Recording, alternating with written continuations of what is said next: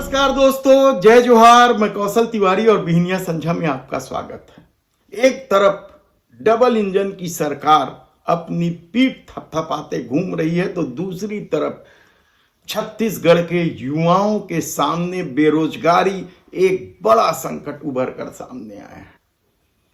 57,000 शिक्षकों की भर्ती को लेकर मोदी की गारंटी थी, लेकिन साल बीतने को है, अभी तक इस मामले में कुछ नहीं हुआ।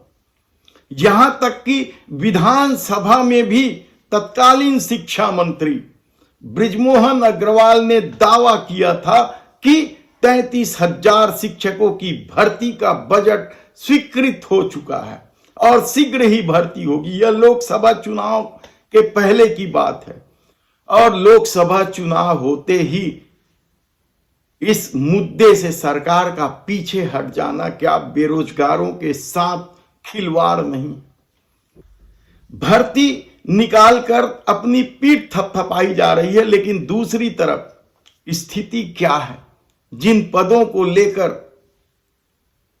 परीक्षाएं हो चुकी है, इंटरव्यू हो चुका है, उन परीक्षाओं में भर्ती शुरू नहीं हुई है और इधर फिर एक भर्ती निकाल दी गई 6,000 आरक्षकों के पदों की।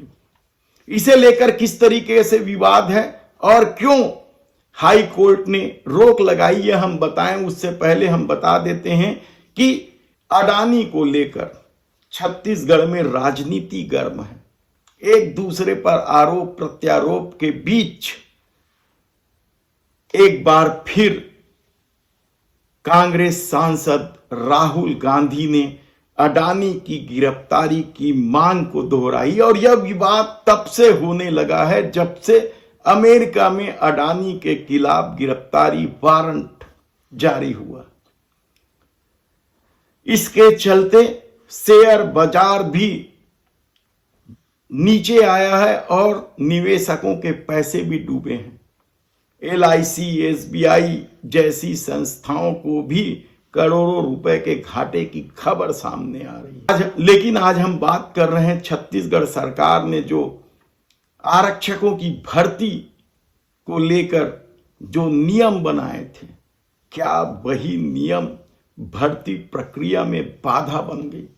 6,000 आरक्षकों की भर्ती होनी थी और इसके लिए तमाम जिलों में तैयारियां भी हो गई थी, लेकिन छत्तीसगढ़ सरकार ने भर्ती नियमों में जिस तरीके की शिथिलता बरती थी, भाई भतीजावाद करने की कोशिश की थी, यह आरोप है और इसे ही लेकर हाई कोर्ट में याचिका दर्ज की गई थी और हाई कोर्ट ने इन आरक्षकों की भर्ती पर रोक लगा दी है।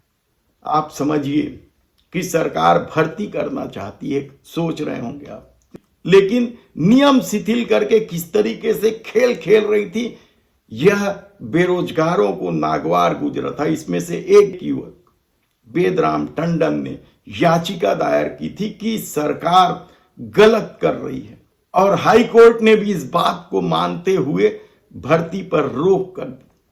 दरअसल यह नियम क्या थे? छत्तीसगढ़ में 2007 में भर्ती नियम बनाए गए हैं और इसी भर्ती नियम के कंडिका 9 और 5 के तहत छूट दी गई। गृह विभाग के प्रस्ताव को मंजूरी दे दी गई और इस छूट के तहत पुलिस वालों के बच्चों को छूट दी गई थी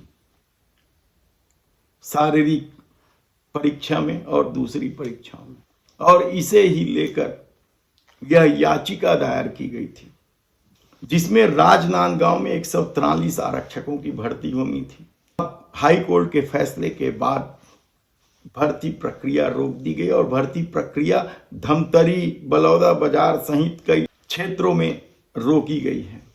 देखना है कि सत्ता के खेल में बेरोजगार कब तक इसी तरीके से रोजगार के लिए तरसते रहेंगे।